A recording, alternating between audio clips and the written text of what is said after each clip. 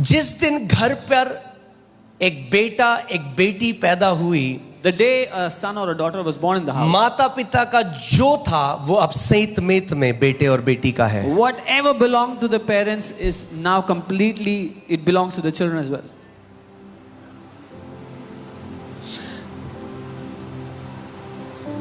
मगर इस बात को समझना जरूरी है But we must कि understand अगर घर में बेटे और बेटी पैदा हो गए और सब कुछ उनका भी है, तो इसका मतलब ये नहीं कि वह उसका इस्तेमाल करना सीख गए.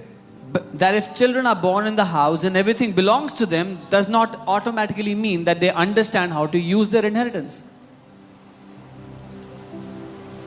अभी जूडा जिद करता है कार का स्टीयरिंग पकड़ने का, कहता है मुझे चलानी है. Judah sometimes says he wants to drive the car. क्या दे सकता हूं मैं से गाड़ी? Can I give it to him? No. क्यों?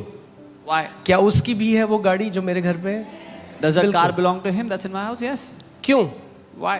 क्योंकि वो घर पे है, वो बेटा है. Because he's a जो son. बाप का है वो बेटे का है, जो बाप का है वो बेटी का है. Whatever belongs to the father belongs to the son, the daughter. मगर अभी नहीं चला सकता गाड़ी. But he cannot drive the car क्यों? now. Why? क्योंकि अभी बच्चा है. Because he's a child. और बच्चे विरासत में नहीं चल सकते. And the children cannot walk in inheritance. बच्चे विरासत में नहीं चल सकते. Children cannot walk in inheritance. जो उसकी है, जो विरासत उसकी है, उसको पाने के लिए उसको पहले बढ़ना पड़ेगा, तभी वो उसका इस्तेमाल कर सकता है, उस विरासत में चल सकता है जो पहले से उसकी थी. कब से थी? जिस दिन उसने जन्म लिया उस दिन से उसकी थी. The inheritance that already belonged to him since the day he was born, in order to use that inheritance, he has to grow up so he can make the right use of it.